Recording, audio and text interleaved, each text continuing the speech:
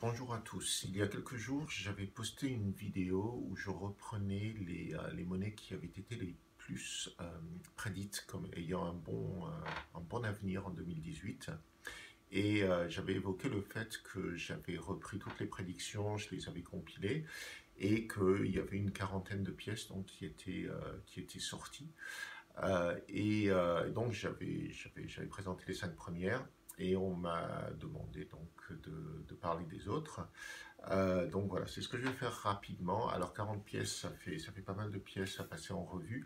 Donc ça va être très rapide pour chaque pièce. Donc, pour mémoire, sans les présenter à nouveau, les cinq premières pièces, c'était IOTA, Ethereum, Monero, Ripple et Bitcoin. Juste une petite information complémentaire, je vais mettre la liste dans le commentaire sous la vidéo.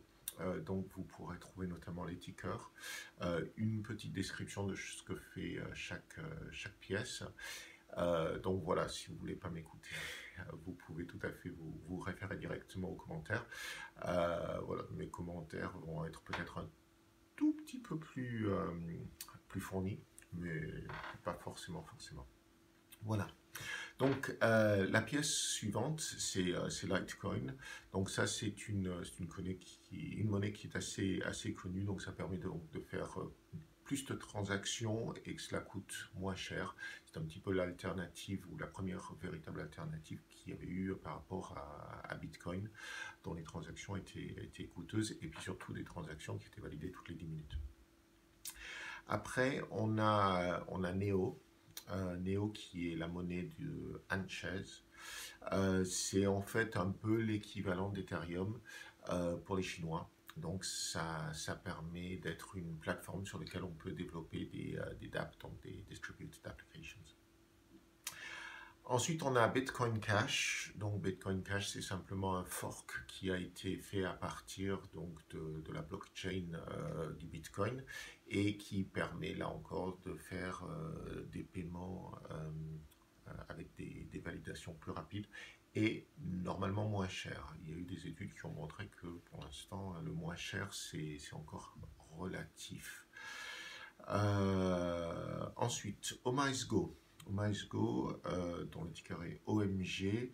Donc, c'est une société qui est similaire à Stellar. Alors, je ne sais pas si vous connaissez Stellar. En tout cas, c'est une société, moi, qui m'intéresse beaucoup. C'est tout simplement une plateforme qui permet de faire des virements très rapides et très peu coûteux. Stellar, c'est donc une plateforme qui est utilisée pour pas mal de... qui est utilisée donc pour les pays en voie de développement, pour aider pour tout ce qui est transactions, et tandis que OmiseGo, c'est utilisé dans les pays asiatiques.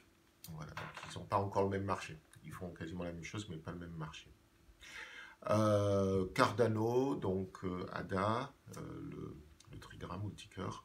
Donc c'est une monnaie qui protège la traçabilité, c'est-à-dire qu'on ne sait pas forcément à qui vous avez fait vos virements. Il y en a pas mal comme ça, donc je ne vais pas trop en parler. Voilà, le suivant c'est Dash. Dash c'est pour Digital Cash. Avant on l'appelait le Darkcoin. Et c'est un peu enfin c'est la même chose hein, que Cardano, ou en tout cas c'est similaire, c'est-à-dire ça permet de faire des paiements sans forcément qu'on puisse savoir ce que vous avez payé à qui. Donc c'était là, dont je vous ai parlé tout à l'heure. Donc je ne reviens pas dessus. EOS, là encore, on est assez proche de Ethereum, donc avec la possibilité donc, de créer des dApps, des Distributed Applications. Il y a une vraie communauté autour d'EOS, enfin, oui, sur beaucoup de ces pièces, mais en tout cas, EOS a pas mal de personnes qui croient assez fortement. Request Network, le ticker c'est REQ, REC.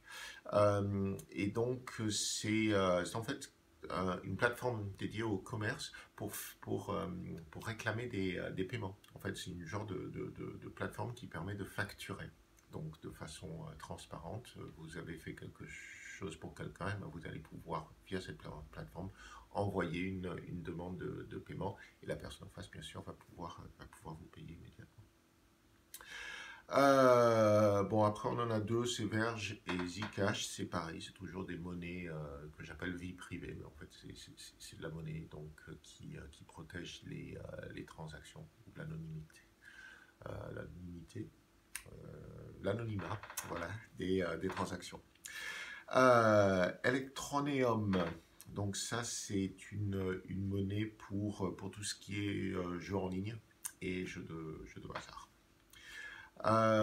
Enigma permet en fait de faire des contrats, donc les fameux smart contracts, donc les contrats intelligents qu'on peut créer sur Ethereum ou sur d'autres plateformes, mais ça permet en fait de rendre ces contrats privés, voilà. Donc cryptés plutôt.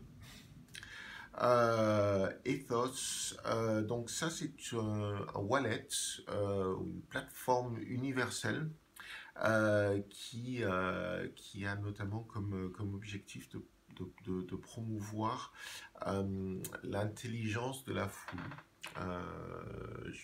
Je ne vais pas en dire beaucoup plus parce que j'avoue que j'ai survolé le site, je n'ai pas beaucoup de... enfin, j'ai pas parfaitement, enfin, j'ai pas vraiment compris ce qu'ils font. En tout cas, c'est un wallet, une plateforme qui s'appuie sur les recommandations, voilà, de la foule. Golem, alors Golem, ça c'est assez sympa. Le Trigram c'est GNT. Et c'est eux-mêmes, ils se qualifient de Airbnb des ordinateurs dormants. L'idée, c'est de pouvoir mettre en location l'ordinateur lorsque vous ne l'utilisez pas pour que d'autres personnes puissent faire tourner des programmes sur votre ordinateur. Donc ça permet en fait d'avoir une puissance de calcul absolument énorme. Donc ça c'est Golem.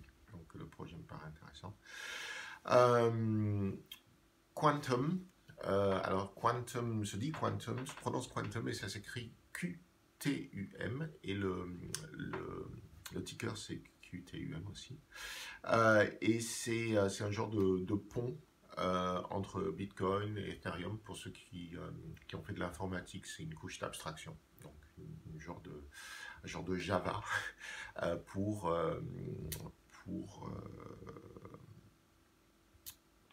les blockchains, enfin pour Bitcoin et Ethereum.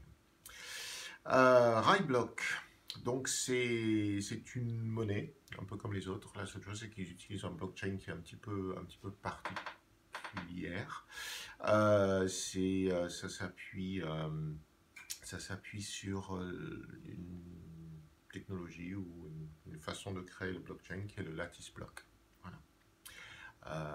Je pourrais en raconter un peu plus, mais là on va pas avoir le temps. Walton Chain, c'est un internet des objets, donc c'est un peu comme IOTA. Seulement ça se base sur le RFID, parce que le RFID aurait été créé par un certain Walton. Je l'ai découvert, peut-être que pour certains d'entre vous c'est évident, mais moi je ne savais pas. Le RFID, hein, pour mémoire, c'est les petits tags qu'on peut trouver sur les objets pour pouvoir les suivre voilà, sur les étiquettes des projets. Vous savez, c'est ça qui vous fait biper lorsque vous ne l'avez pas coupé en sortant et en rentrant des grands magasins.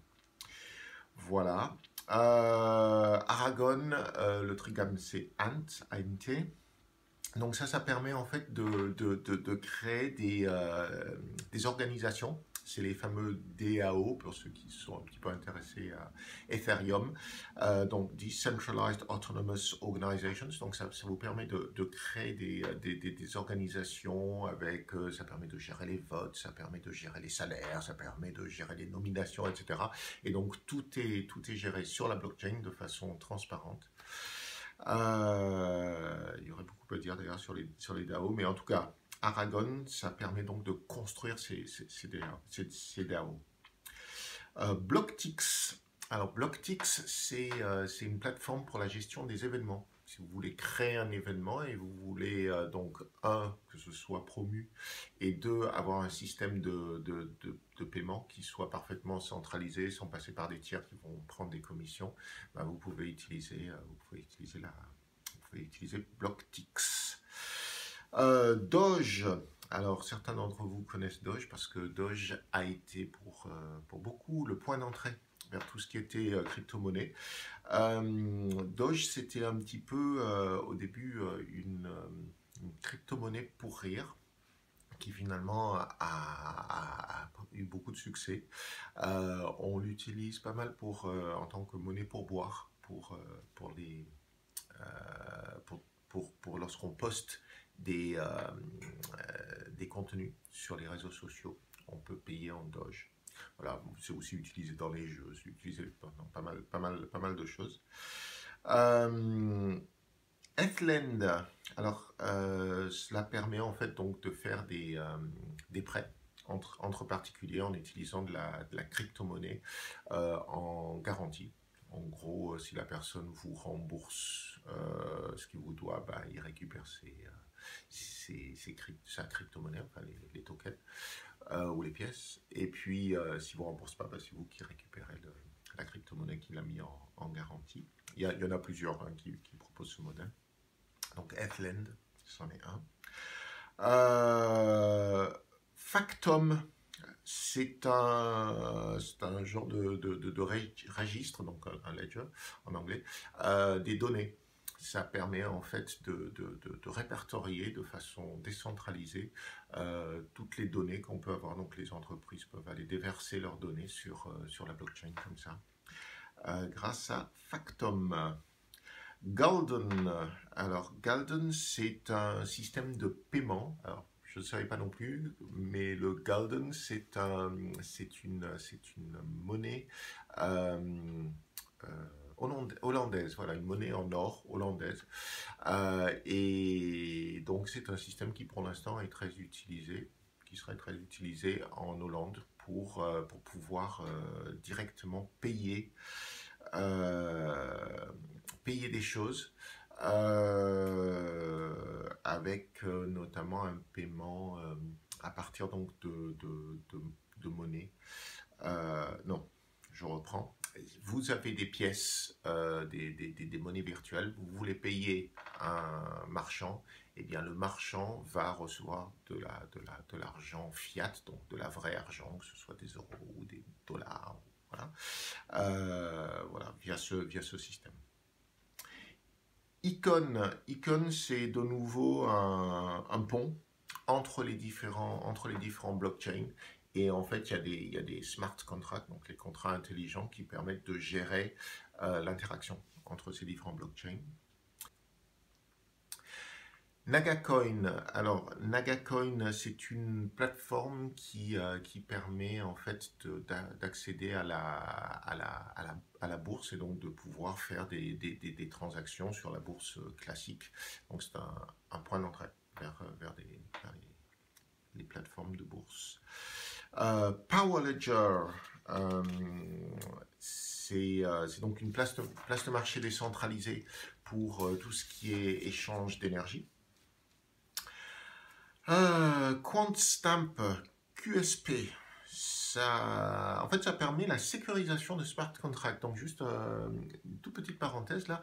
Les smart contracts, c'est très bien parce que ce sont les contrats intelligents qui permettent de dire, ben voilà, si telle chose se passe, à ce moment-là, tel événement est déclenché. Par exemple, si j'ai un smart contract autour de l'assurance, je dis, ben, si jamais il y a eu plus de tant de millimètres de pluie qui tombent sur ma région, automatiquement, j'ai un dédommagement de temps qui est versé sur mon wallet. Et tout ça, c'est programmé sur le blockchain, donc il n'y a personne qui le valide. Ce sont des événements donc, qui sont déclenchés automatiquement. La seule chose, c'est que c'est très bien si le smart contract est bien programmé, mais si le smart contract est mal programmé, ça peut faire un peu tout et n'importe quoi. Donc normalement, il faut avoir des revues, des audits par rapport à ces smart contracts. Et donc c'est ce que propose QuantStamp, c'est de faire des audits de smart contracts avant qu'il soit mis, mis sur la blockchain, ou en tout cas diffusé. Steemit, alors ceux qui suivent un petit peu les crypto-monnaies doivent connaître Steemit, hein, c'est un genre de média social pour la blockchain où les personnes qui contribuent se font payer en Steem. Steem, c'est le nom de la monnaie donc. Stocks, donc en fait c'est une plateforme qui permet de faire des prédictions liées donc sur l'intelligence ou les prédictions d'un ensemble de personnes. C'est un service qui est similaire à celui d'Ogor ou de Gnosis si vous les connaissez. Donc ça va vous permettre donc de connaître globalement quelle est la prédiction d'une prochaine élection ou du résultat d'un match ou le temps qu'il va faire à un endroit. Voilà, donc ce sont des prédictions. Le petit plus qu'a Stocks par rapport à Ogor ou Gnosis qui ne paraissent pas dans cette liste, c'est que c'est un service qui est basé, ou qui est proposé par le site invest.com, donc qui ont déjà une bonne expérience dans tout ce qui est prédiction. Normalement. Stratis, Stratis tout simplement permet donc la création de blockchain privées. Donc, je ne sais pas, une banque ou une société veut créer un blockchain qui lui est propre, donc avec des mineurs privés, etc. Mais Stratis permet de le créer. Tron. Encore une fois, ceux qui ont suivi les crypto-monnaies savent qu'on en a beaucoup parlé parce que la monnaie s'est vraiment envolée dernièrement, puis ensuite est retombée. C'était initialement une monnaie qui a été créée pour l'industrie du divertissement. Il y a un des parrains de cette monnaie, sans que ce soit un parrain officiellement déclaré, qui est Jack Ma, que vous connaissez peut-être parce que c'est le grand patron d'Alibaba, donc l'énorme concurrent d'Amazon. Et donc certains disent qu'il y a encore pas mal de potentiel sur cette monnaie-là. Sans doute plus parce que c'est une monnaie très en vue en ce moment. Utrust, c'est un système qui permet de payer à partir de crypto vers du fiat. Donc les marchands vous permettent donc de payer avec votre Bitcoin, avec votre Ether, avec la monnaie que vous souhaitez et qui est acceptée par le système, bien sûr.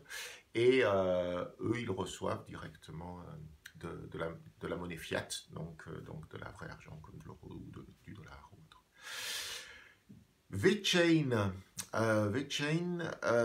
ça permet de suivre le cycle de production, le cycle de vie d'un produit à travers le monde, donc savoir chaque morceau qui a constitué par exemple une voiture ou un vêtement, etc.